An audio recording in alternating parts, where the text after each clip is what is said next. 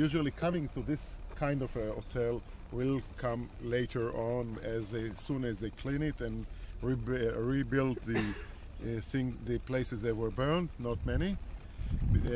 I asked him where the people are coming for the view, for the scenery, for trailing, for biking. He said people that are coming to this resort many times, they will keep on coming. That's the story of the hotel. Now, as I told you, this was a special spot with us because it was one of the only spots in the forest that you could fill water to your fire engines. And you can see this red hose over there. That's the place. It's just luck that we had water over here, because all other places something was wrong with the electricity and the water didn't come off of the hoses. That's why we hired the tankers in order to fill in our trucks. Now, about this area, not all of you heard. You can see it around, as Khalil told you, that the area as it was before it was burned. It was a mixed forest. You have to bear in mind that the pines that are growing here are natural pines. Nobody planted them. A pine like this, the Aleppo pine, the Pinus halepensis, can spread its seeds up to 1 kilometer if the wind is right. Now, if the cone will catch fire, it's good for nothing, it's dead. But a 3-year cone, with the seeds are ready and the wood is close to the fire but not burned, will open its cone, and now is the time that it will spread its seeds, as I told you, for hundreds of meters. So we expect this area to be covered with pine seedlings in the near winter. Of course, it's not trees, there are no trees, it'll cover with pines, seedlings, naturally. Not all of them, of course, will live. Some of them will die out of diseases, and some of them will dry out because the soil is not so good. That's why we won't let people to come into the forest in the near future. They'll be allowed to go on the roads, but not like us now in the special spot, in the forest, because they'll destroy the seeds. Most of the seeds will be eaten by ants and by beetles. Some of them will live, and we'll see here a new forest, as I expect, in the near future. What's the near future? Near future is months from now, about 3 months from now. At the end of the winter, meaning February, March, we'll see buds and resprouting of seedlings. The oak that you can see is a natural oak for Israel. It's a brush-like, it's a chaparral. It will... No, this is a pine. This is a pine, the small one. This is the oak. Okay. This oak. We expect this oak to resprout either from the buds or from the ground, because the root of the oak is it's very deep and it's very old. This tree, this oak can grow up to 300 years, but this pine can grow up to 70, 80, 100 years at the most. The pines are pioneer trees, and they'll cover the area. And then the oaks that will resprout will grow. It can grow under the shade of the pines for many years, and then as the succession go on, the pine will die and go down and fall down, and the oaks will be the only, and the other broadleaf will be the only trees in the area. If the fire wasn't here, it might have sprouted into the ground. Our love, this is our day-to-day. It's not a salary. Don't. Mostly the working outside. So the passion working out, I'm cutting down just to have to tell them that when you see those elderly people pulling the hose, fighting those high flames, and unwilling to retreat, although the fire is coming, it's because the love and saving another dunam, saving another.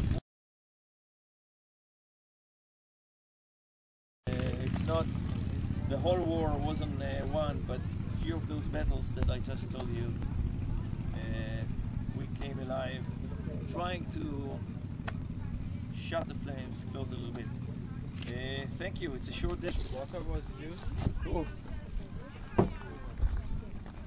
Ladies and gentlemen. Kibbutz Beit Oren that was under fire in the same afternoon.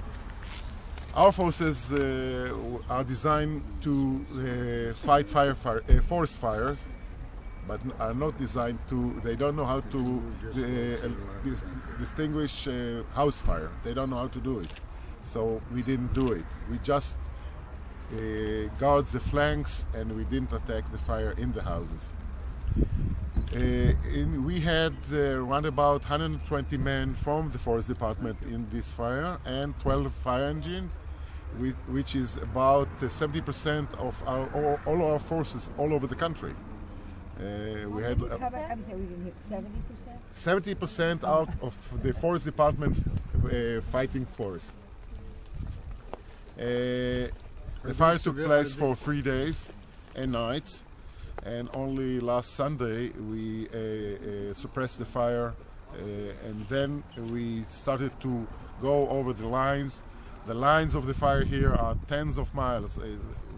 We don't know exactly what the length of the front of the fire. We have maps. You'll get the maps for us, and it's around about 3,500 hectares.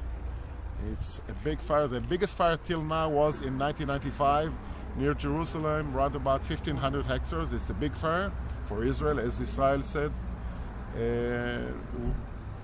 Just beyond me, you see an area with seedlings that were not planted. They were distributed naturally, but you won't believe it. These are around about 15 years old seedlings, looking like dwarf shrubs. That's one of our problems, and we know what to do with it. Some of these seedlings were burned in this fire, and we will think how to rebuild the area. We went to the center of the kibbutz. They sent 3 buses, 3 yellow buses.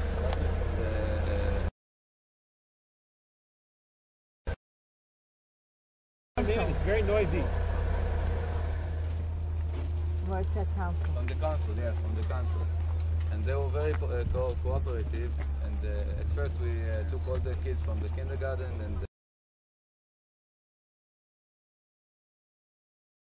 around 1 o'clock the kibbutz was evacuated, except for the emergency team that I was with them. How many was that? Around 10. No, how many were evacuated? Oh, the whole kibbutz. Around, I don't know, maybe 200, 250 okay. people. Okay. Actually, from the spa, I have a spa in the kibbutz, and we took out people in the middle of the massage. We told them, knock, knock, we're sorry, we have an emergency. You have to... After, if we have a kibbutz left. So after it was evacuated, we went down here to the gate of the kibbutz, and I met who I knew later was Ahuva Tomer, God bless her soul.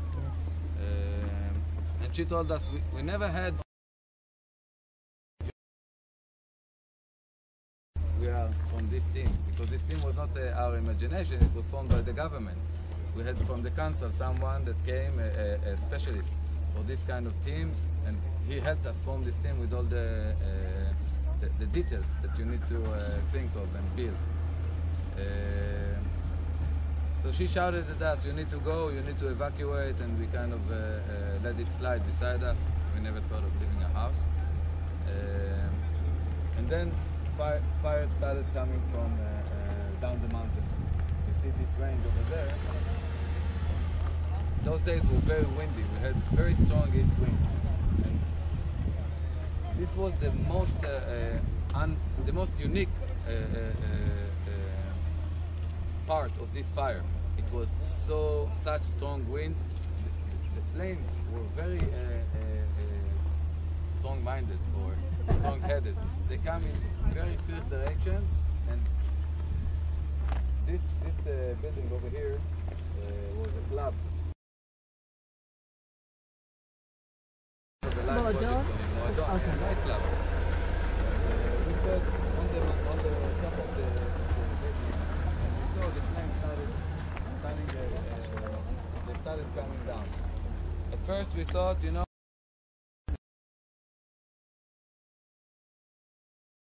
fire trucks over there. We thought, okay, they're going to stop it by the main road. When the fire started coming after, when it passes the road, then we know it's starting to be serious. And I went off the top of the building and I went down to those fire trucks that were here. And I told them, please guys, you can't stop the fire as it come up. It's going to be a firewall maybe 20 or 40 meters high. We know this kind of fire. And they kind of laughed at my face and they asked the manager for Jägermeister. It was not professional, I think. How should it be put out, according to your knowledge? If I had, you know, I keep thinking if I had two things. First, fire truck that belong to me, to the kibbutz. Second, a uniform or something that says that I'm doing a formal work, then it would have helped much. Because when a civilian comes to someone who is professional and you tell him, hey, do this, hey, listen, this is Israel. You can't come to me like this. Who are you? Are there hydrants? Are there hydrants here on the kibbutz? Yeah, but as the fire started, electricity was cut, and the hydrant, the how you call it, the pumps that take the water kibbutz working. So as the main water hole, or how you say, tank. As the water tank, yeah, as the water tank stopped, we didn't have any water. Oh, we had no. minuscule water in the little garden. Can I just ask one other? What percentage of the kibbutz has been ruined by the fire? What was? What percentage of the kibbutz has been ruined by the fire? I'd say maybe 10%. Full sentence. Full sentence. Oh. 10% of the kibbutz was recorded. 10%. I'd say that maybe 10% of the kibbutz was fired, maybe 15. Two big neighborhoods and some other buildings like this one and other business buildings down the west side of the kibbutz. Say again the mistake you think they made. They didn't cooperate with us. They didn't ask for our cooperation, for our guidance. They didn't know where the hydrants are. They didn't know where the gas tanks are. They didn't know anything about the roads around the kibbutz. These fire teams, they come from all kinds of cities around Israel. We had people, trucks from Holon, from Ramat Gan, from the trucks from Bet Shemesh, for instance. They know fires. They know forests because they have a lot of forest around Bet Shemesh. But in Holon, one truck, we told them get into the roads where there are a lot of bushes, you know. And he told us, man, I can't go inside there. You know, they'll scratch my tank, and my commander will kill me. Oh. This was like Eretz Nehederet. You know Eretz Nehederet in Israel. You know? We didn't know if we should laugh or cry. It was very, it was apocalyptic, weird days. Yeah. Did you see the bus from up here? Yeah, I'll show you where I stood now. אפשר אולי להתקדם קצת שיהיה. First of all, my name is Israel Tauber. Israel, nice, easy to remember. I work for the forest department, and I was here also during the wildfire. Few words about the fire. It's the worst wildfire we have ever experienced here in Israel. A forest wildfire in terms of the intensities, the size, and of course the casualties. people that killed in the wildfire. I must say that we feel that it's not accidentally. We see a change in weather conditions, change in temperatures, change in drought and extreme events regarding climate and all these type of conditions. We'll talk today. I'll introduce I work for the Forest Department on forest management and GIS, Geographic Information System, and we are here also Michael. Michael is the supervisor,